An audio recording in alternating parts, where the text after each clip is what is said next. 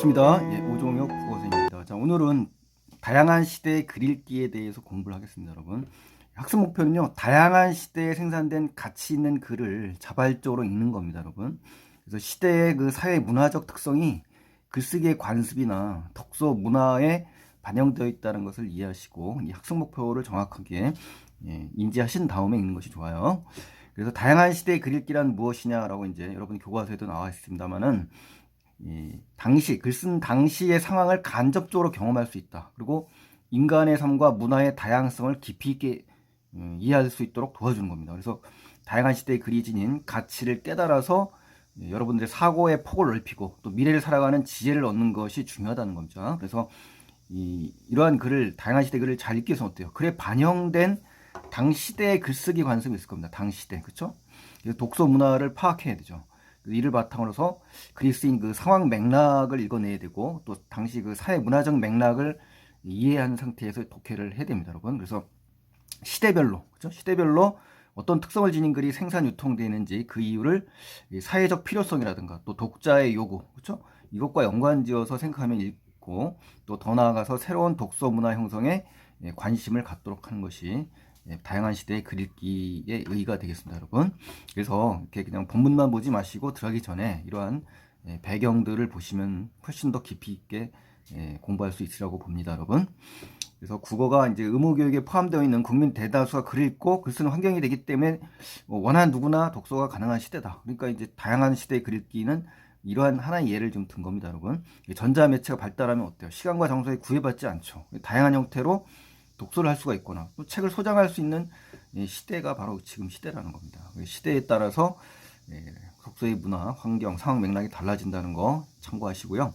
그러면 과연 본문 중에 어떠한 것이 그렇게 다양한 시대의 글 읽기의 모습인지 한번 살펴볼게요. 첫 번째 내용은 이제 친구들이 전하는 이야기입니다. 그래서 두 개의 글이 나오는데요. 바느질 용품 7가지를 이제 의인화한 고전 수필이 등장합니다. 그리고 가죽으로 만든 자파 3가지가 또 나와요. 의인화. 공통점은 서로 의인화됐다는 거고요. 수필이죠. 근데 하나는 고전 수필이고 하나는 현대 수필이다. 그러니까 다양한 시대의 모습을 우리가 알 수가 있습니다. 그래서 글의 내용과 형식에 드러난 당시의 사회문화적 특성을 이해하는 것이 가장 중요한 학습 목표니까요. 그 시대를 비교하면서 뭘 찾아야 된다? 사회문화적인 특징을 잡아내야 된다는 겁니다, 여러분. 그래서 다음 두 제재는 결국 뭐예요? 조선 후기에 창작된 고전 수필 그리고 현대 수필, 그렇죠? 다양한 시대에 생산된 가치 있는 글을 감상해보고 보기 위한 과정이고요. 우리 주변에서 흔히 볼 수 있는 사물을 의인화했다. 이런 말들이 중요하죠. 일상생활 주변에서 볼 수 있는 이런 소재, 친근한 소재를 의인화했다는 공통점이 있다. 그리고 이 수필 두 편을 비교 대조하는 이러한 능력을 키우셔야 됩니다, 여러분. 그래서 사회문화적 특성이 어떻게 글쓰기의 관습이나 독서 문화에 반영되는지 이러한 포인트를 잡으셔서 공부를 해 나가셔야 됩니다. 자, 그럼 드디어 이제 가작품 규중치루 쟁론기에 대해서 공부를 하겠습니다, 여러분. 제목을 한번 볼까요? 규중이라는 건요, 규방 아니라는 겁니다. 규방이라는 거 뭐죠? 우리 규원가에서 배웠죠. 혼한서론의 규원가. 규방, 안방입니다. 여자가 거처하는 방이에요. 그래서 치루, 7친구가 있다라는 겁니다. 7친구가 뭐 하고 있죠? 다툰다는 겁니다. 논쟁을 벌여서 다투는 것을 기록한 수필입니다, 여러분. 그래서 제목의 의미를 정확하게 알고 들어가시면 고맙겠습니다, 여러분. 자, 그럼 전반부와 후반부는 아니는데요. 이제 전반부의 전체 내용이 뭐냐? 규중치료의 공치사입니다. 공치사. 알았죠? 그래서 이 규중치료에 대한 첫 번째 인물 소개가 나오겠네요. 이른바 소위 같은 말입니다. 규중치루, 자, 부녀자가 거처하는 규방이라고 하는 겁니다. 규방. 거기에 7친구가 있는데 부인들의 방 안에 있는 7친구다라고 이야기를 하는 거죠. 글하는 선비는, 자, 남자죠, 남자. 그렇죠? 글하는 선비들 4대부들은 어때요? 필목, 붓과 먹, 종이, 벼루 이렇게 4가지를 뭐라고 하죠? 문방사후라고 합니다. 4가지 문방구. 근데 이제 규중 여자들은 홀로 어찌 벗이 없으리요 라고 하죠. 이러므로 있다는 얘기입니다. 그거는요. 바느질을 돕는 것을 각각 이름을 정했다고 합니다. 바느질 도우미가 있는데 이름을 정해서 벗으로 삼았다. 그래서 바늘을 뭐라고 한다? 새요각시라고 한다. 새요각시. 새요각시라는 건요, 가늘 새자예요. 허리 요자예요. 요. 아셨죠? 그러니까 이제 허리가 가느다라는 것이죠. 그러니까 생김새를 따온 겁니다. 그걸 의인어에서 새요각시라고 하는 거예요. 아셨죠? 그래서 그 다음에 이제 바늘은 이제 세호 각시고요. 자는 척부인이다. 자척자인데요. 제다척, 자척자군요. 그러니까 동음어를 써가지고 쓰임새에 의해서 이름을 붙였다. 그러니까 이제 여러분께서는 생김새인지 쓰임새인지를 구별하시는 것이 중요해요. 여러분 아시죠? 또 가위를 교두각시라고 한다. 교두. 그죠? 머리가 서로 교차한다 이거죠. 그래서 생김새를 따왔다. 또 인두를 뭐라고 한다? 인화부인이라고 한다. 인화라는 것은 불이 올마 붙은 부인이다. 그러니까 불이 올마 붙었다는 얘기예요. 쓰임새죠, 쓰임새. 그쵸? 그리고 다리미를 울랑자라고 한다. 울랑자. 그러니까 다리를 울자거든요. 그러니까 인화부인과 이 울랑자를 비교 잘 하셔야 됩니다, 여러분.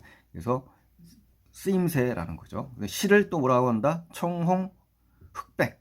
이 색깔이죠, 색깔. 그러니까 다양한 색의 실에서 따온 거니까 역시 생김새입니다. 골무를 감투할미다. 감투할미라는 것은 생김새입니다. 감투처럼 생겼다라는 거죠. 골무. 여러분, 이 손가락에 끼우는 그런 모자 같은 그런 기구입니다. 바늘에 찔리지 않게 하기 위해서. 그래서 치루. 바느질 도구를 이제 생김새와 쓰임새에 따라서 이름을 각각 붙여서 의인화했다. 이렇게 정리를 잘 하셔야 됩니다. 여러분 시험에 나올 수가 있습니다. 이 부분에 나온다면 쓰임새와 생김새에 의해서 어떻게 갈라지는지 정확히 알아주시면 좋겠습니다. 여러분. 그래서 귀중부인들이 아침에 세수하고 머리를 빗죠. 그리고 치루가 일제히 모여서 자 함께 의논하는 겁니다. 자, 우리 제목 나왔죠. 귀중치루 쟁론할 때 이 쟁론입니다.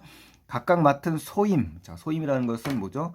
이 직책, 임무, 역할, 구실, 직분 이거에 의해서 어떻다 이거를 역할을 다 했다는 겁니다. 그렇죠? 함께 의논하여 각각 맡은 소임을 끝까지 해냈다. 그렇죠? 일제히.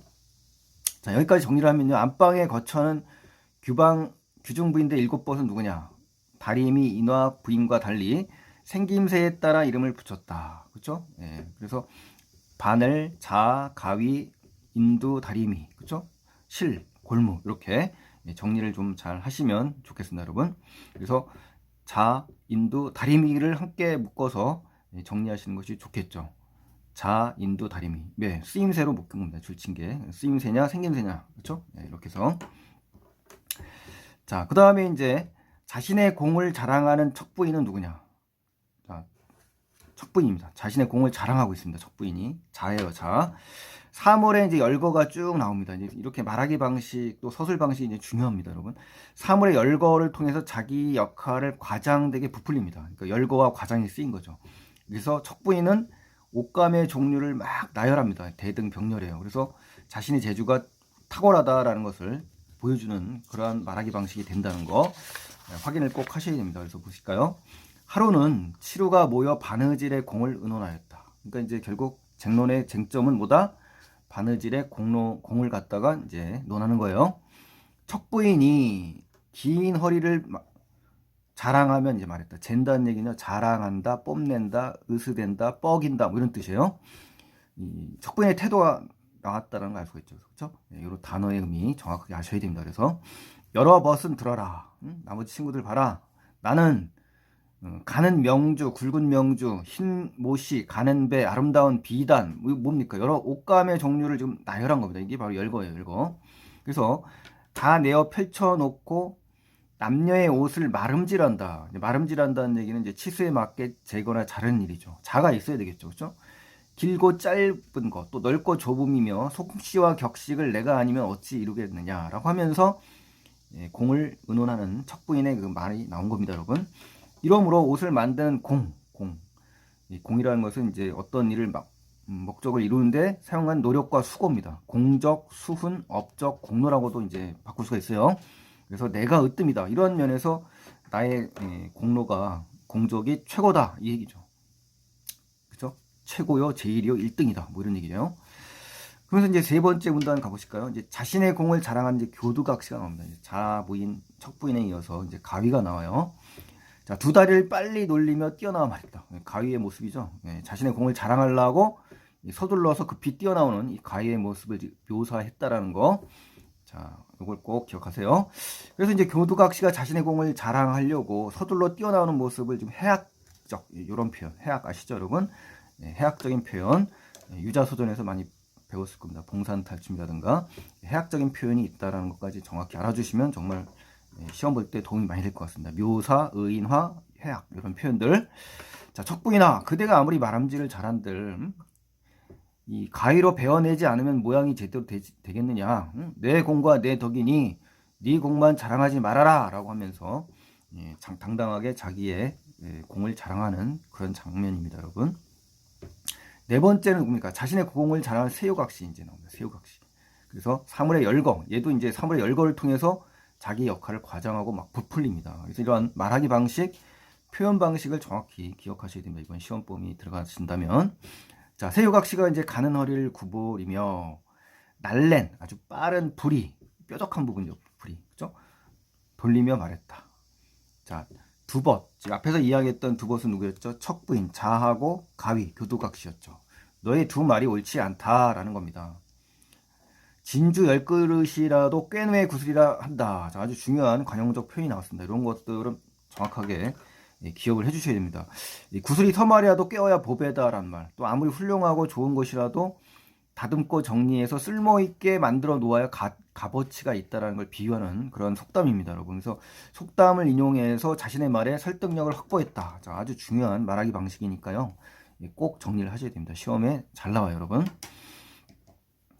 자, 그리고 네모 이렇게 해놓고 이거 써라 주관식으로 나올 수도 있으니까요. 반드시 한번 써보시고 발음을 해보셔야 됩니다, 여러분. 아셨죠? 네.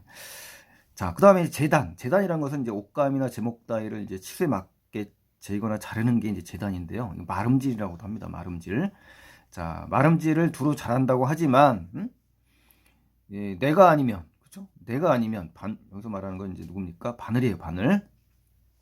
어찌 옷을 짓겠느냐. 잔누비라는 건 이제 두 겹의 옷감 사이에 솜을 넣고 줄줄이 잘게 흠질하는 이제 바느질이라고 합니다. 그래서 잔누비도 하고 중누비도 한다. 듬성듬성하게 한다 이거죠. 이거는 잘게 하는 거고 듬성듬성하게 바느질을 하는 겁니다. 짧은 솔기. 자, 솔기도 여러분 어려우시죠. 두 장의 천을 실로 꿰며 이어놓은 부분, 즉 봉합선 아시죠? 봉합선. 그것을 솔기라고 합니다, 여러분. 그래서 정확하게 단어도 공부를 해주세요. 긴 옷을 이룸이 나의 날래고 빠름이, 그죠? 형상화했죠. 자기의 모습, 바늘의 모습을 잘게 안고 굵게 박아. 그러니까 여기 앞에 나온 이 잔누비, 중누비를 얘기하는 거예요. 그래서 그걸 박아 마음대로 할 수 있겠느냐, 뭐 이런 얘기예요. 그래서 척부인이 재고, 자로 재고, 가위로 베어낸다고 하나, 내가 아니면 이 바늘이 아니면 공을 이룰 수가 없으니 두 친구, 너희 둘이 척부인과 교두각시죠. 무슨 공이 있다고 자랑하느냐라고 하면서 이야기하는 방식입니다. 근데 주의하실 게 세우각시는 자신의 약점을 감추기 위해 상대를 폄하하는 건 아니죠. 그렇죠? 이렇게 시험에는 이렇게 함정을 만들어서 나오니까요. 여러분 해석을 정확하게 하셔 OX를 정확하게 판단하셔야 됩니다, 여러분. 자, 청홍, 흑백, 각시 이제 실입니다. 실이 얼굴이 불그락 푸르락 화가 난 거예요, 이제. 왜? 바늘 때문에. 그렇죠? 크게 성이 나거나 흥분한 상태입니다. 얼굴빛이 막 붉어졌다 푸르졌다는 모양이에요. 그래서 붉은 실과 푸른 실이 섞여 있는 모습을 이제 마치 화를 내는 것으로 표현한 장면이에요. 그러니까 아주 굉장히 감각적인 표현이라고 볼 수 있습니다. 이 성품을 각시의 성품을 의인화한 데다가 그 섬세한 묘사를 통해서 감각적으로 표현했다. 자, 이런 표현들을 굉장히 시험에 잘 나오니까요. 정리를 잘 하셔야 됩니다, 여러분. 세요야, 바늘이죠. 네 공이 내 공이다. 이 말은 뭐예요? 바늘과 실은 함께 옷감을 꿰매는 일을 하죠. 바늘 가는데 실 가지 않습니까? 실 가는데 바늘 가고. 자랑하지 말아라. 네가 아무리 착한 척하나 한 솔기 반솔기인들 내가 아니면 어찌 성공하겠느냐. 그렇죠. 바늘이 있는데 실이 없다면 어떻게 옷감을 만들 수가 있겠느냐 이런 얘기죠. 그러니까 바늘 가는데 실 간다. 그죠? 바늘이 가는데 실이 항상 뒤따른다는 뜻의 속담이 이제 우리 속담이 인용이 된 겁니다. 사실 이게요. 아셨죠? 그래서 사람의 긴밀한 관계를 비유할 때 주로 쓰는데요. 여기서는 이제 의인화된 그러한 자기의 공을 전달하기 위해서 말하는 속담을 인용한 겁니다, 여러분. 곳곳에 속담이 있다는 것을 아셔야 됩니다. 아셨죠? 자, 물론 직접적으로 나온 건 아닙니다만 간접적으로 속담이 속에 담겨 있다는 걸 아셔야 돼요. 직접적으로 나온 부분은 이런 부분들이고요.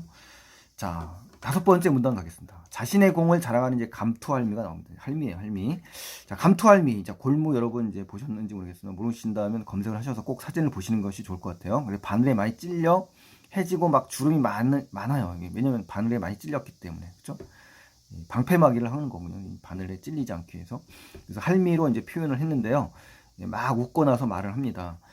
각시님들, 그전에는 화를 냈는데 어떻습니까? 감투할미는 웃고 있다는 거에 주목을 또 하셔야 됩니다. 아셨죠? 이런 부분들. 각신님들 웬만히 자랑하소. 그죠? 할미니까 각신님들이라고 한 거예요. 이 늙은이 머리부터 발끝까지. 그죠? 온몸. 온몸 그냥 나왔네요. 똑같이. 아가씨들 손부리가 아프지 않게 하려고 바느질을 도와드리니 옛말에 이르기를. 자, 인용을 하죠. 여기서도 옛말을 인용합니다. 속담을 지금 인용하는 거예요. 그래서 닭의 입이 될지언정 소의 뒤는 되지 말라. 이 말은 뭡니까? 크고 훌륭한 자의 꽁무니를 따라다니는 것보다는 차라리 보잘것없지만 우두머리가 되는 것이 낫다는 뜻입니다. 그래서 한자로 개구우후라고 합니다. 개구, 닭개자예요. 닭의 입하고 소 뒤를 얘기하는 겁니다. 그래서 용의 꼬리보다 뱀의 머리가 낫다. 뭐 이런 속담입니다. 아셨죠? 그래서 청홍 흑백 각시는 세요의 뒤를 따라다니며, 그렇죠? 그렇죠. 실이 바늘의 뒤를 따라다니죠. 비꼬는 겁니다. 비꼬는 거, 그렇죠? 뒤를 따라다니니까. 자, 무슨 일을 하겠느냐라고 하는 거죠. 이제 그러면서 실로 얼굴이 아깝도다라고 하면서 청홍 흑백 각시를 갖다가 이제 비꼬는 장면이에요. 나는 항상 세요의 귀에 찔리지만 낯가죽이 두꺼워서 견딜만 하다. 그러니까 아무 말도 아니하고 침묵을 지키고 있다. 자중한다. 뭐 이런 얘기겠죠. 그러니까 바늘에 찔려도 견딜 수 있을 만큼 가죽이 두껍다는 말로 이제 인내심이 많다. 그렇죠. 자기는 너와 다르게 인내심이 많다라는 말하기로 상대방에 대한 말을 반박하는 장면이에요, 여러분. 그래서 감투하면은 상대방을 어떻다? 비꼬는 말로 자신의 인내심, 어려움을 참고 견뎌왔다라는 것을 드러내는 말하기다. 아주 중요한 말하기 방식입니다. 시험에 아주 잘 나와요, 여러분. 그래서 반드시 그 인물의 대사를 통해서 말하기 방식, 전달의 목적, 요걸 정확히 파악하는 것이 굉장히 중요합니다, 여러분, 시험에서. 자, 그럼 6번째입니다. 6번째. 자신의 공을 자랑하는 인화 부인이 나옵니다. 인화 부인. 인화 부인은 이제 사물의 열거를 막 통해합니다. 그래서 자기의 역할을 막 과장되게 부풀려요. 자, 그래서 인화 부인이 말했다. 그대들은 다투지 말아라. 나도 잠깐 공을 말하겠다. 중누비, 잔누비가 누구 때문에 저 가닥과 같이 고우며 한설기와 반설기가 내가 아니면 어찌 풀로 붙인 듯이 곱겠냐. 바느질에 재주가 없는 자가 들락달락하여 바르지 못한 것도 나의 손바닥으로 한번 쓱 씻으면, 그죠? 인두로 이제 한번 다린다는 얘기입니다. 자, 인화 부인은 인두예요. 잘못한 흔적을 감추어 줄 수 있다. 그러니 세요의 공이 나 때문에, 자, 바느질이죠. 바늘. 이 인두 때문에 광채가 나는 것이다. 라는 거죠. 이 빛깔, 찬란한 빛, 아름다운 빛이 나는 것은 바로 인두, 인화 부인의 말하기 방식입니다. 자, 그러면서 7번째는 누가 나옵니다? 울랑자가 나옵니다. 울랑자. 마지막으로. 울랑자 크나큰 입을 벌리고 너털 웃음. 자, 웃는 사람이 지금 어때요? 2명이 나오죠. 감투할미하고 울랑자. 울랑자의 목소리는 아주 그 큰 웃음이네요. 그렇죠? 크게 소리를 내서 가가대소, 홍련이란 말로 씁니다. 시원하게 이제 이야기합니다. 인화야, 너와 나는 맡은 일이 같다. 그죠? 비슷하죠. 그러나 인화는 바느질밖에 안 한다. 그렇죠? 나는 1000만 가지 다양한 옷에 참여하지 않는 것이 없다. 만능이다 이거죠. 그 인화 부인의 공에 비교해서 비교하는 말하게요. 자신의 공을 자랑하는 그런 장면이다라는 거. 또 얄미운 여자들은 하루 할 일도 열흘이나 한 곳에 뭉치어 놓고 살이 구깃구깃한 옷감이 막 구겨졌다는 얘기죠. 나의 넓은 볼기로. 그러니까 인화 부인보다 훨씬 어떻습니까? 울랑자 이것이 훨씬 더 통이 큽니다. 이제 그렇죠? 면적이 크고 한번 스치면 굵은 실이 낱낱이 펴지며 제도와 모양이 고와진다. 더욱 여름철을 만나면 손님이 많아져요. 손님이 많다는 얘기는요. 옷감이 얇아서 구김이 잘 간다는 얘기입니다. 아셨죠? 그래서 하루도 한가하지 못한데 의복이 내가 아니면 옷이 내가 아니면 어찌 고와지겠는가. 더욱 빨래하는 여자들 특히 게을러가지고 풀 먹여 널어두고 잠만 자며 부딪혀 말린 것. 그렇죠? 여기서는 이제 게으른 여자들을 질책하는 그런 비판적인 장면도 있다는 걸 아시고요. 나의 넓은 볼기, 즉 다리미 바닥을 의인화한 겁니다. 그러니까 다리미가 훨씬 인도보다 면적이 크죠, 바닥이. 그거를 지금 이야기하는 거니까 인화 부인과 울랑자를 정확히 비교를 하셔야 됩니다, 여러분. 비슷하기 때문에. 어찌 고우며 세상 남녀들이 어찌 구김살 없는 것을 입을 수 있으리요. 이러므로 내 옷을 만드는 공이 내가 제일 크다. 뭐 이런 얘기입니다. 자, 그래서 모두 다른 인물의 역할은 과소평가하면서 자기 역할을 추켜 세우고 있다. 이것은 앞에 문단의 3에서 7번까지에 해당되는 겁니다. 1, 2를 빼고 그러니까 모든 인물이 공통점이 뭐다? 과소평가하면서 자기 역할을 추켜 세운다. 상대방의 인물의 역할을 과소평가하고 자기 역할을 추켜 세운다. 그러니까 3에서 7 문단이 그렇다는 겁니다. 그래서 시험 범위에 들어가면은 이렇게 묶어서 정리할 수도 있어야 됩니다, 여러분. 아셨죠? 자, 그럼 후반부로 가겠습니다. 후반부에 가시면요, 규중부인에 대한 규중치료의 불평과 사죄가 나옵니다. 이제 규중부인이 이제 등장해요. 핀잔하는 장면이 나옵니다. 핀잔. 규중부인이 말했다. 자, 규중부인이 등장을 했어요. 아주 중요합니다. 규중부인의 이제 사건에 개입하면서 치료의 공치사가 끝나고 내용이 전환을 이루는 장면이다. 아주 중요한 그러한 그 사건의 흐름입니다. 아시죠? 사건이 지금 반전되는 장면이 이 장면이에요. 치료의 공으로 이제 의복을 만들지만 다 싸그리 이제 이야기하는 거예요. 그 공이 사람, 규중부인이죠. 사람이 쓰기에 달렸다. 그러니 어찌 너희 치료의 공이라 할 수 있겠느냐라고 핀잔을 하네요. 하고 치료를 밀쳐버려요. 베개를 돋아요. 돋았다는 얘기는 도드라지게 높아지게 했다는 거죠. 위로 끌어올려가지고 그러면서 그냥 깊이 잠이 들었다. 잠을 잤어요. 자, 그래서 이제 아주 중요한 규중부인의 의미와 역할 시험에 무조건 나오기 때문에 정리를 해봤습니다, 여러분. 그래서 반드시 이것으로 정리를 하셔야 돼요, 여러분.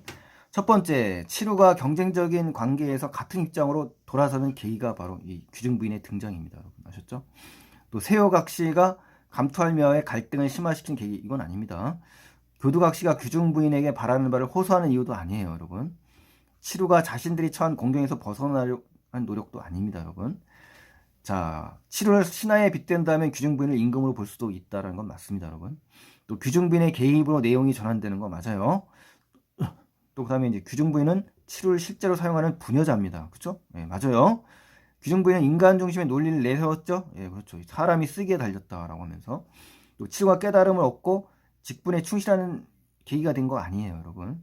또 규중부인은 치루의 갈등을 중재해서 화해의 계기를 마련한 건 감투할미입니다, 여러분. 그래서 이렇게 OX를 정확하게 통해서 정확하게 이 규중부인의 의미와 역할을 정확하게 판단하셔야 됩니다. 시험에 나올 확률이 높아요. 자, 두 번째입니다. 척부인이 이제 불평불만이 늘어놓습니다. 척부인이 탄식합니다. 탄식이라는 것은 이제 탄탄하는 거죠. 개탄, 비탄, 하소연이란 말로 바꿀 수 있으니까 여러분 단어 공부를 충실히 하시기 바랍니다. 자, 불평이 이제 시작되는 부분이 여기다라는 거. 시작 부분까지도 정확히 잡아주셔야 됩니다. 매정한, 쌀쌀맞고 인정이 없는, 각박하고 무정한, 비정한, 야박한, 냉정한, 뭐 이런 말로 좋아요, 여러분. 아셨죠? 예. 사람이고 공모르는 것은 여자로다. 그렇죠? 사람이고 공모르는 것은 여자다. 하면서 여자 사람을 완전히 비판하네요. 척부인이 자예요, 자. 의복의 옷감을 자를 때는 먼저 찾고 이루어내면 자기 공이라고 한다. 그렇죠? 이제 인간을 비판하는 겁니다. 그래서 게으른 종의 잠을 깨우는 막대는 내가 아니면, 그렇죠? 막대기 역할까지 하는 거예요, 자로. 여러분 자로 맞아보신 적 있으신가 모르겠습니다만. 못 칠 줄로 알고 내 허리 부러지는 것도 모르니 어찌 야속하고 굉장히 언짢고 섭섭하다. 어찌 화나지 않으리요 하면서 척부인이 규중 부인에 대한 불평불만을 지금 늘어놓는 장면이에요, 여러분. 자, 4페이지로 이제 넘어가겠습니다. 4페이지에서는 누구냐? 교두각시가 이제 화가 났어요. 자, 보세요. 자, 그대 말이 옳다. 그죠? 이제 서로 공감을 한 거예요. 그죠? 자하고 가위가. 그죠? 옷을 말함질하여 베어낼 때는 나 아니면, 자, 베어낸다는 건 지금 교두각시예요. 잘 드니 안 드니 하면 내던진다는 거예요. 그러니까 이제 비판하는 장면이네요. 두 다리를 각각 잡아 흔들 때는 굉장히 내가 불쾌하다. 응? 너무 노여운 것을 어찌 측량하리요. 어떻게 생각하고 헤아릴 수 있으리요. 추측할 수 있으리요. 라고 하는 겁니다. 그러니까 굉장히 불평불만이에요. 지금 내 다리를 흔들고 막 난리치면 내가 불쾌하고 굉장히 화가 난다. 뭐 이런 얘기를 하는 거고요. 자, 새우각시가 나와서 새우 바늘이에요. 바늘. 자, 한숨을 짓네요. 이제 한숨을 지어요.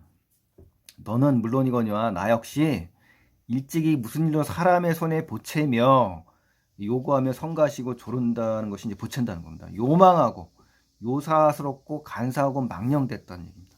간악한, 간사하고 악독한, 그죠? 이거 말을 지금 줄인 거잖아요. 그 말을 듣는 줄 아느냐라는 얘기예요. 저희는 그만큼 뼈에 사무치게 원한이 샀다. 각골통한입니다. 뼈에 새길 각자, 뼈골자, 통한, 비통한 한을 갖고 얘기하는 거예요. 각골통한이라고 해요. 한자성어 꼭 기억하시기 바라고요. 나의 약한 허리 휘두르며, 그죠? 바늘 굉장히 약하죠.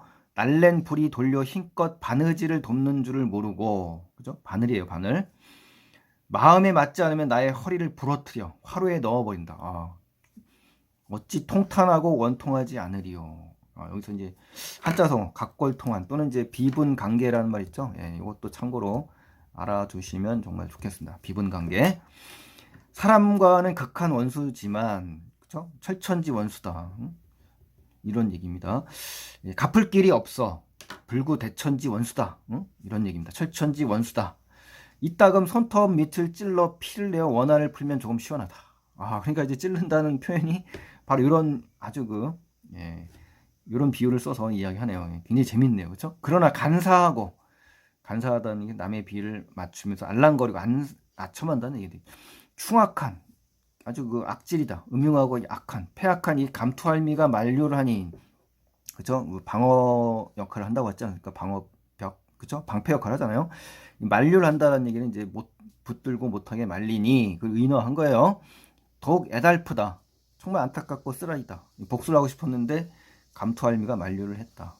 쉽게 말해서 골무가 대신 찔려가지고 어떻습니까? 귀중 부인에게 복수를 못한 거죠. 그래서 안타깝다라는 얘기입니다. 아셨죠? 그래서 여러분 또 시험 보실 때 또 주의하실 것은요. 이게 가나다라마 해가지고 이제 순서 잡는 게 있거든요. 그러니까 이제 누구 대사 다음에 누군지 이렇게 너는 물론이고 이렇게 할 때 이제 앞에 의미를 찾아 주셔야 됩니다. 여러분. 그래서 전체 흐름 구조도를 정확하게 기억을 해주시는 것도 중요합니다, 여러분. 자, 그다음 인화 부인이 불평합니다. 인화가 이제 눈물까지 짓네요. 이제 세우각시는 한숨을 짓고 인화는 눈물을 지었다. 인도의 인도. 그대는 아프다 어떻다 하지만 누구예요? 그대는 여기서 이제 바늘이 되겠죠. 세우각시. 그래서 이런 걸로 이제 앞에 문단에 세우각시가 나온다는 걸 연상을 해야 된다는 얘기입니다. 그냥 무조건 외우는 게 아니라 그대는 아프다 어떻다 한다. 이게 바로 이제 앞에서 이야기했던 걸 정리한 거잖아요. 그렇죠? 나는 누구예요? 인화는 무슨 죄로 불에 달구어지는 형벌. 사람이 만약에 이런 형벌을 받으면 포락지형이라고 합니다. 한자로. 좀 어렵죠? 과거에 사람에게 형벌 중에 하나가 바로 인도로 지지는 거거든요. 포락지형이라고 합니다. 붉은 불기운에 낯을 얼굴을 지지고 굳은 것을 깨트린 일을 나에게 다 시키니 서럽고 괴롭기는 헤아리지 못하겠구나 라고 하는 겁니다. 아셨죠? 이렇게 이제 가려서 나올 수도 있습니다. 인화가 눈물 지을 때 인화를 이렇게 가릴 수도 있다는 거예요. 그러니까 여러분께서는 그러한 시험 대비를 하기 위해서 무조건 읽지 마시고요. 정확하게 누군가가 이렇게 이야기했다면 이거의 특성이 어떤 면에서 그런 것인지까지 정확하게 알아두셔야 시험장에 가서 당황하지 않고 자연스럽게 풀 수가 있다는 거 반드시 그렇게 공부를 하셔야 됩니다, 여러분. 자, 이제 울랑자가 나옵니다. 울랑자는 이제 우리 다림이에요. 다림이 두려워하고 근심하며 말한다. 그러니까 그렇죠? 울랑자를 또 네모치면 두려움과 근심을 갖고 있는 사람은 울랑자라는 걸 알아야 되는 거예요. 자, 볼까요? 그대와 하는 일이 같다. 그러니까 그대라고 하는 일이 같다는 얘기는 뭐 인두와 울랑자밖에 없지 않습니까? 그렇죠? 부끄럽고 명예롭지 못하. 욕되다는 거, 욕된다. 마찬가지다. 피장파장이다. 피장파장. 여러분 한자성어 이제 갑자기 떠올랐는데 피장파장 또는 동병상련이라고 있죠. 이러한 한자성어도 연관을 지어주시면 좋겠고요. 뭐 과부마음은 뭐 과부마음은 호래비가 안다. 뭐 이런 식으로 속담들이 연결이 되잖아요. 이렇게 연결 짓고 해주는 것이 이제 어휘를 확장하는 연습입니다, 여러분. 모든 옷을 문지르고 목을 잡아 몹시 흔들었다. 까분다는 거는요. 위아래로 가볍게 빠르게 흔들고 까딱거린다는 얘기입니다. 이런 단어들도 알아주시면 정말 구체적이고 아주 세밀한 공부가 되지 않습니까, 여러분? 우격다짐, 그렇죠? 우격다짐, 억지로 막 강요한다, 그렇죠? 강압적이라는 겁니다. 그러니까 요 우격다짐은 단어를 통해서 뭡니까? 강압적인 이 귀중 부인의 태도가 나타난다는 걸 알 수가 있는 거지 않습니까? 그렇죠? 그래서 황천, 저승입니다, 저승. 덮치는 듯 비유가 된 거죠. 비유. 과장법이 되고 비유가 되는 거예요. 심신이 아득하여 정신이 흐려진 상태에서 나의 목이 따로 떨어질 때가 몇 번인지 알리요 하면서 다리미의 목이 떨어졌다는 얘기입니다. 그렇죠? 아주 재밌지만 굉장히 리얼한 그런 표현 방식들이에요. 그래서 여기에 울랑자가 들어가고 여기에 인화가 들어간다. 이렇게 네모를 갖다가 각각 없다라고 생각하시고 블랭크라고 생각하시고 여러분이 넣어보시는 연습을 하시는 것이 정말 중요합니다. 여러분. 시험장에 가서. 자, 7번째는 이제 귀중 부인이 또 한 번 등장합니다. 두 번째 등장. 첫 번째 등장과 두 번째 등장의 의미를 정확하게 구분하면서 보셔야 돼요. 또 한 번 질책을 합니다. 그리고 또 한 번 감투할미가 나타나서 이제 사죄를 하네요. 감투할미 역할 중요합니다. 자, 그래서 귀중 부인의 말에도 탄식하지 않고 갈등을 중재하려 한 것은 이제 감투할미입니다. 그래서 이 치루가 이렇게 이야기를 주고받으며 이 쟁론하는 거예요. 쟁론. 그죠? 탄식하니 자던 여자 누구예요? 규중 부인이겠죠. 문득 깨어나 이 치루의 불평이 끝나는 계기가 된다. 그죠? 예. 불평이 시작되는 계기와 예, 치루의 불평이 끝나는 계기, 아까 시작되는 부분 끝나는 계기 정확하게 확인을 해주셔야 됩니다. 아셨죠? 예. 치루에게 말했다. 치루는 뭐라고 합니까? 어찌 내 허물을 그토록 말하느냐? 흉을 보냐 이 말이죠. 치루를 질책하는 여자의 모습이 지금 등장하는 겁니다. 감투할미가 머리를 조아린다는 것은 자꾸 머리를 숙인다는 얘기입니다. 애원하는 거예요. 사과하며 용서를 빈다는 얘기예요. 지금 여기서는 아부와 아첨하는 겁니다. 지금 감투할미가. 그래서 이 인물의 이런 행동을 통해서 간접 제시된 이 성격을 반드시 기억을 해주셔야 됩니다. 아첨하는 인물이다라는 거. 이거 한자성어 또 생각나네. 이 아첨하는 인물을 교언 영색이라고 합니다. 아시죠? 아주 그 기교가 있는 말과 이 얼굴빛을 아주 그냥 영악하게 해가지고 어떻습니까? 아첨하는 인물을 비판하는 말이에요. 여우에 해당하는 인물이 되겠죠. 여우형 인물. 그렇죠? 젊은 것들이 망령되게 망령이라는 것은 이제 노망났다는 얘기입니다. 그렇죠? 예, 행동이 정상을 벗어났다. 비정상이다 이거죠. 헤아림이 없다. 생각이 없어서 만족하지 못합니다. 저희가 재주가 있지만 그렇죠? 예, 치료를 얘기하는 거죠. 공이 많음을 자랑했어요. 공치사 했죠? 원망스러운 말도 했죠? 마땅히 곤장을 쳐야 합니다. 벌을 받아야 된다는 거죠. 그러나 평소 깊은 정과 저희의 이 조그만 공을 생각하시어 용서하심이 사죄를 했습니다. 근데 용서하심이 옳을까 합니다. 라고 하면서 자기의 말하기가 여기 다 들어있는 거예요. 그죠? 이걸 바라는 거죠.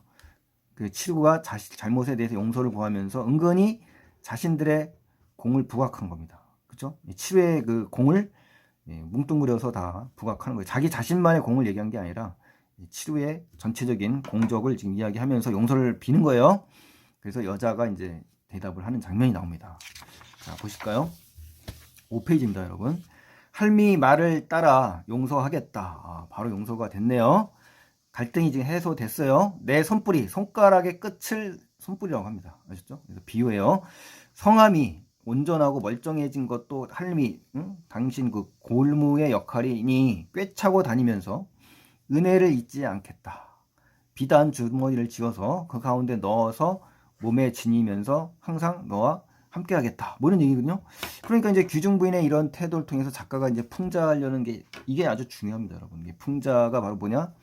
자신에게 아첨하는 자를 편애한다는 거예요. 그래서 당시대 사회 지배층을 이제 풍자하는 아주 그러한 비판적인 그러한 작가의 의도가 담겼다. 이거 아주 중요합니다, 여러분. 시험에 아주 잘 나와요, 여러분. 그래서 무조건 나온다라고 생각하시고 반드시 정리를 하셔야 됩니다, 이거. 그러니까 또 이제 이거 부분과 이제 관련된 뭐 시조라든가 그렇죠? 작품이 문학시라든가 현대시라든가 고전 시조라든가 이러한 것들이 연관해서 이제 출제가 될 수도 있다는 겁니다. 그럼 이걸 찾아야 돼요. 아첨하는 자를 비판하는 그런 측면의 그런 작품을 찾아주는 거죠. 자, 이제 작품 내용은 끝났습니다. 이제 핵심 정리로 가시면 고전 수필이에요. 한글 수필이고 내간체입니다. 내간체. 그리고 교훈적 성격이요. 우화, 풍자적인 성격을 갖고 있고요. 바느질 도구들의 공치사와 불평이 제재입니다. 중심 소재예요. 그 다음에 공치사만 일삼는 이기적인 세태에 대해서 풍자한 거고, 이기적인 세태. 역할과 직분에 따른 성실한 삶이 중요하다는 걸 이야기하는 겁니다. 두 가지 측면에서 생각을 해보시고요. 자, 설상 특징을 갖습니다. 일상적 사물을 의인화했다. 세태를 풍자했다. 아주 중요해요. 3인칭 시점의 객관적인 관찰자적인 태도입니다. 주관적인 게 아니에요. 3인칭이에요. 그래서 3인칭 관찰자 시점에서 객관적으로 서술했다라고 정리를 꼭 해주시고, 또 봉건 사회 속에서 변해가는 여성의 의식을 반영했다. 변해가는 거고, 치류들의 논쟁을 통해 주제를 드러냈다. 제목이죠.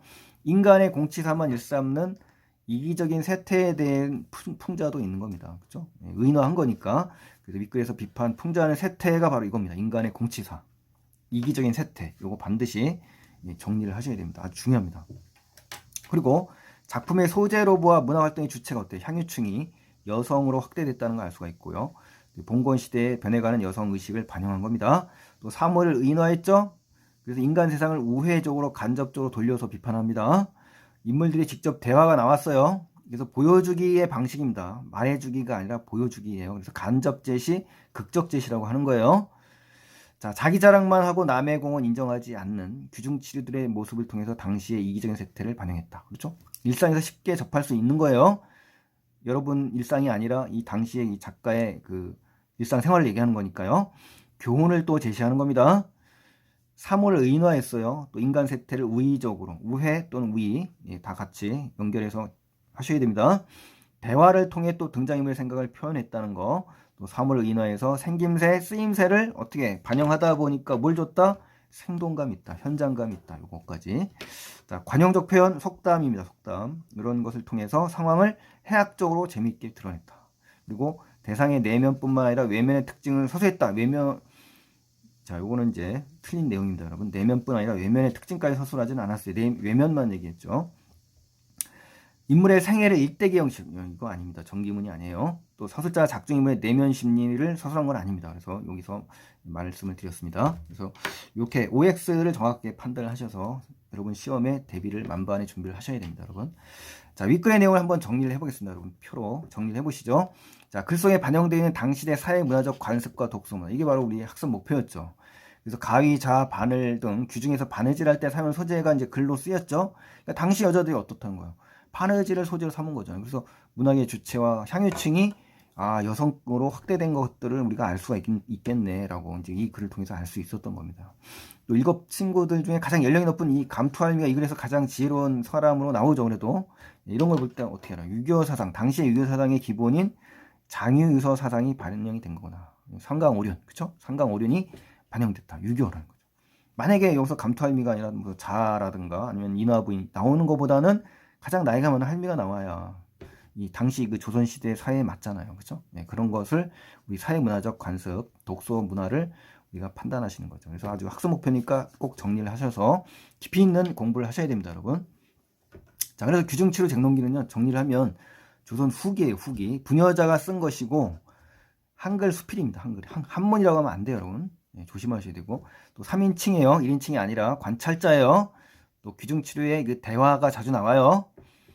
인간의 이기적인 세태를 풍자한 겁니다. 직분에 따라 성실하게 살아야 한다는 교훈이 담긴 거예요. 중요합니다. 그래서 여기서 이기적인 세태를 비판하고 또 직분에 따라 역할을 성실하게 해야 된다는 이런 가르침이 담겨 있다. 이렇게 정리를 하셔야 됩니다. 그래서 치루가 당당히 어때요? 자신의 주장을 펼치죠. 그런 모습에서 당시 봉건 사회 속에서 이 변해가는 여성의 모습을 우리가 발견하는 겁니다. 아셨죠? 한 방에 정리된 겁니다. 이 정리를 잘 하셔야 돼요. 자, 그 다음에 이제 마지막 6페이지까지 갑니다. 네. 자, 조금 더 힘을 내셔서 마지막까지 끝까지 잘 들어주셔야 이번 시험에 잘 볼 수 있습니다. 아셨죠? 자, 규중치루의 공치사. 치루가 자신의 공이 최고라고 자랑하는 근거를 찾아봅시다, 우리. 척부인입니다. 척부인. 자죠. 쓰임새요, 쓰임새. 옷감을 마름질하려면 내가 있어야 된다. 마름질이에요. 교도각시 뭐예요? 생김새요. 가위. 자, 옷감을 자르려면 내가 있어야 된다는 얘기고, 새우각시는 바늘 생김새요. 옷감을 지을 수 있고 옷감을 이을 수 있다, 이 얘기입니다. 자, 실이에요. 생김새요. 청홍, 흑백. 아무리 바늘이 있어도 내가 없으면 옷을 꿰맬 수 없다. 그러니까 바늘이 나와야 돼요. 실이 있으니까. 감투할미, 골무입니다. 골무. 생김새요. 나는 귀중 여자의 손뿌리가 아프지 않도록 바느질을 도와요. 또 손을 보호하죠. 예. 인화부인 어떻습니까? 인두입니다. 인두, 쓰임새. 잘못한 흔적을 감춘다는 거예요. 또 옷을 짓는 재주가 없는 사람도 바느질 도울 수 있다. 이렇게 하면 낚입니다. 그러니까 여러분께서 이렇게 변형해서 나오면은 정확히 이 앞에 내용을 정확히 인지하셔서 이런 것들을 함부로 오로 만드시면 안 된다는 의미에서 제가 적었어요. 그다음에 울랑자는 역시 다리미 쓰임새입니다. 10,000가지 옷에 참여해요. 바로 이렇게 이런 거 다양한 옷에 참여한다는 거. 얘랑 다른 점. 구김살 나오면 얘입니다. 울랑자예요. 그래서 구김 없는 옷. 흔적이라고 나오면 인화부인이라는 거. 이렇게 해서 정리를 짝을 정해서 깔끔하게 정리를 하셔야만 시험에 대비할 수 있습니다. 쓰임새는 척부인, 인화부인, 울랑자입니다. 세 개를 기억하세요. 쓰임새는 딱 세 개다. 그죠? 인화와 울랑자는 같은, 그죠? 같은 역할이니까 쓰임새겠죠. 그죠? 그 다음에 척부인, 자, 그죠? 자. 그러니까 자, 인두, 다리미, 그죠? 자인다. 이렇게 세 개를 꼭 기억을 하셔야 됩니다. 아셨죠? 자, 그 다음에 이제 가해 구조. 가해 구조는 이제 규중치루 쟁론기예요. 도식화하면은 전반부에서는 이제 규중치루의 공치사가 나오고, 경쟁 관계에 있는 모습을 통해서 뭘 비판한다? 이기적인 세태를 풍자한다. 그리고 규정부인이 등장하면서 이제 반전이 되는데, 후반부에 가면 인간에 대한 원망과 불평이 되고, 협력 관계로 이제 바뀌는 겁니다. 경쟁 관계에서 뭘 바뀌어? 협력 관계로 치루가 이런 관계의 이동이 되는 거다. 인간을 비판하기 위해서. 그렇죠? 여러 가지 이런 구조를 정확하게 머릿속에 담으셔서 시험에 대비하셔야 됩니다. 이렇게 경쟁 관계에서 협력 관계로 바뀐다. 이런 것들. 자, 그다음에 이제 보기를 참고하여 이제 인물의 성격을 파악하는 것을 이제 마지막으로 끝을 맺겠습니다, 여러분. 보기 1에서는 이제 이런 겁니다. 규중치루는 각각 사람처럼 이름을 가진 겁니다. 생김새, 이름에 따른 별칭이죠. 의복을 짓는 규중 부인을 돕는다라는 하나의 목표, 그렇죠? 예, 하나의 목표가 뭐냐라고 쓰라고 한 다음에 뭐라고 의복을 짓는 규중 부인을 돕는 겁니다, 여러분. 서술형으로 나올 수도 있으니까요. 공부를 꼼꼼하게 세밀하게 좀 하시길 바라는 겁니다. 우리는 1등급을 목표로 하는 거잖아요, 그렇죠? 자, 그래서 함께 토론하거나 혹은 각각의 7가지 유형의 인간으로 논의되는 거예요. 그래서 이들을 표현한 명칭이나 그들의 대화를 살펴보면 총 4부류의 인물형으로 이제 표현할 수가 있는데요. 자, 부인, 각시, 낭자, 할미 이렇게 이제 다양한 연령층이 나오고 또 계급의 차이에 따른 인물 군상들이 좀 나온다고 볼 수가 있습니다. 특히 연령, 그렇죠? 계급. 보기 2는요. 부인이란 말이 나오죠. 부인은 이제 한자가 이렇게 달라요. 이렇게 이런 부자가 나오면은 남의 아내를 높여서 부르는 거고, 여기서 요 부자는 결혼한 여자입니다. 그렇죠? 예, 결혼한 여자를 말할 땐 이렇게, 남의 아내를 지칭할 땐 이렇게. 나이와 지체가 높은 인물을 얘기할 수도 있다는 겁니다. 이 부인의 3가지 측면의 그 의미가 다 다르다는 거 기억하시고요. 각시는 새색시를 일컫는 말이고, 낭자는 처녀입니다. 처녀. 아직 결혼하지 않은 미혼 성년 여자를 낭자라고 하고, 각시는 예, 결혼한 여자, 새색시입니다. 신혼이죠, 신혼. 할미는 뭡니까? 할멈이에요, 할멈. 지체가 낮은 늙은 여자입니다. 그래서 이걸 낮추어 말하는 비어입니다, 여러분. 그래서 이렇게 여기 나오는 이 별칭의 의미도 정확하게 기억을 해주시면 훨씬 더 깊이 있게 접근할 수가 있습니다, 여러분. 그래서 척부인은 나이와 지체가 높은 인물로 치루 중 가장 먼저 화제를 제시하는 인물, 맞죠? 나이와 지체가 높은 인물이라는 건 바로 여기서 이제 찾을 수가 있는 겁니다. 이 척부인은 여기서 요걸 따라옵니다. 요 부인이에요. 청홍, 흑백각시는 상대방을 폄하하거나 울랑자는 상대방을 일정 부분 인정하는 말하기 방식을 취합니다. 그러니까 이 말하기 방식, 이 실은 상대방을 무조건 깔아뭉개지만 울랑자는 그래도 상대방을 일정 부분 인정한다는 겁니다. 이렇게 이러한 말하기 방식의 차이도 정확하게 구분을 하셔야 됩니다. 우리 본문에서. 또 감투할미는 지체가 굉장히 낮은 여자예요. 여기 나왔죠. 늙은 여자, 지체가 낮은.